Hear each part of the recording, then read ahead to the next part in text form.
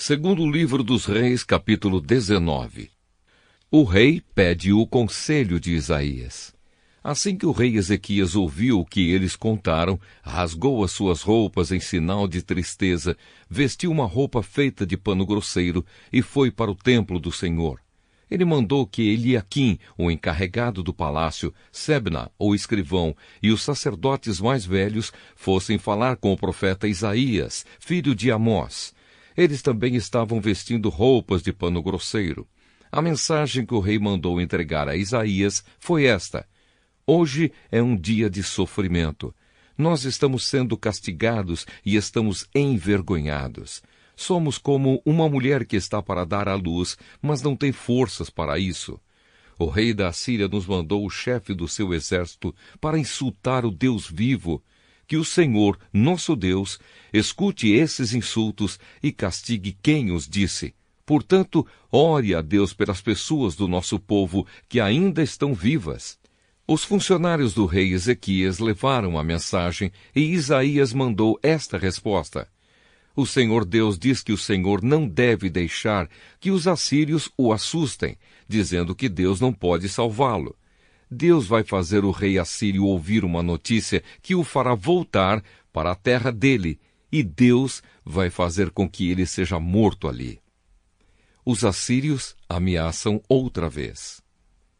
O oficial assírio soube o que o rei da Síria havia saído de Laquis e que estava lutando contra a cidade de Libna. Então foi até lá para falar com ele. Os assírios souberam que o exército dos egípcios, comandado pelo rei Tiraca, da Etiópia, vinha vindo para atacá-los. Quando o rei da Assíria soube disso, mandou uma carta para o rei Ezequias, de Judá.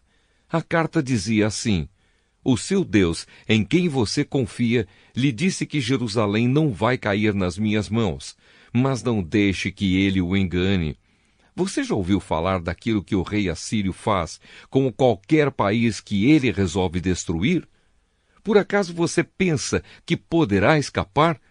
Os meus antepassados destruíram as cidades de Gozã, Arã e Rezefe e mataram o povo de Éden, que morava em Telassar, e nenhum dos seus deuses os pôde salvar.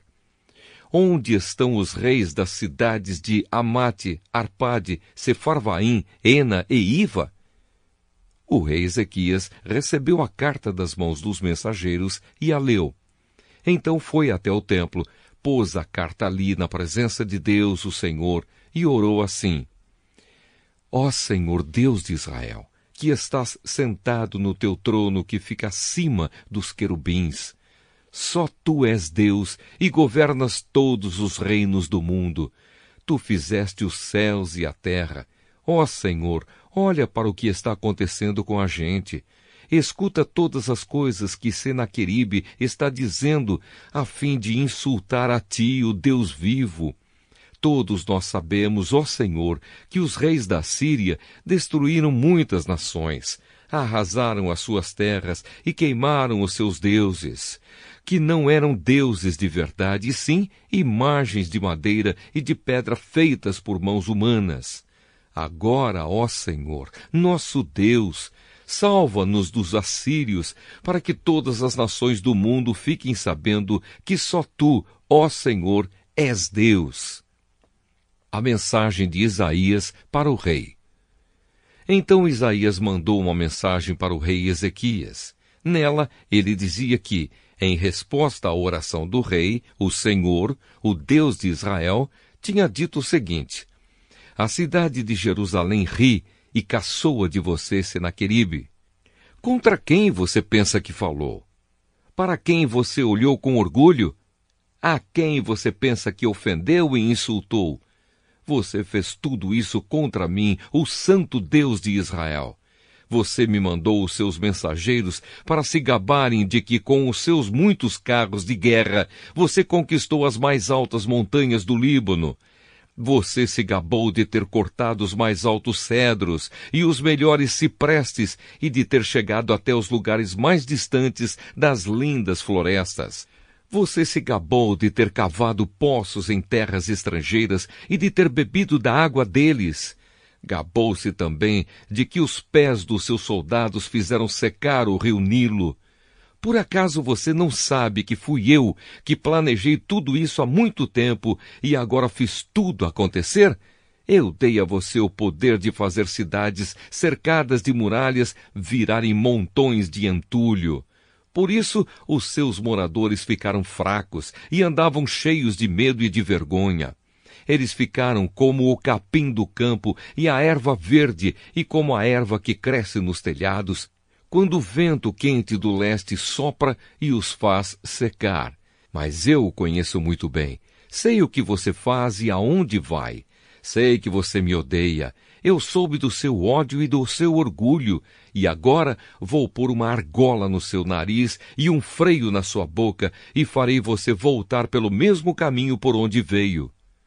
Depois Isaías disse ao rei Ezequias: Este é o sinal daquilo que vai acontecer.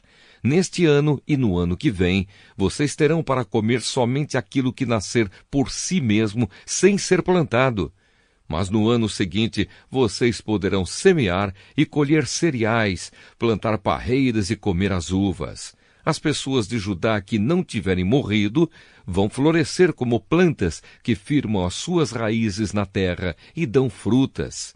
Pois ficará gente em Jerusalém e no Monte Sião, porque o Senhor Deus resolveu fazer com que isso aconteça.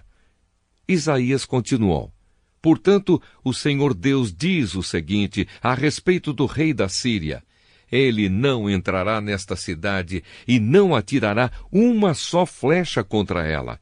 Nenhum soldado com escudo chegará perto da cidade e não serão construídas rampas de ataque ao redor dela. O rei da Síria vai voltar pelo mesmo caminho por onde veio, sem ter entrado nesta cidade. Eu defenderei e protegerei esta cidade por causa da minha honra e por causa da promessa que fiz ao meu servo Davi. Eu, o Senhor, falei. Naquela noite o anjo do Senhor foi até o acampamento dos assírios e matou 185.000 soldados. De manhã, os que sobraram viram os corpos dos mortos.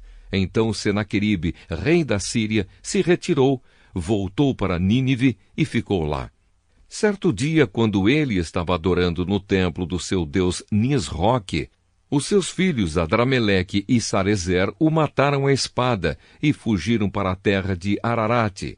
Outro filho seu, chamado Esar-Adom, ficou no lugar dele como rei.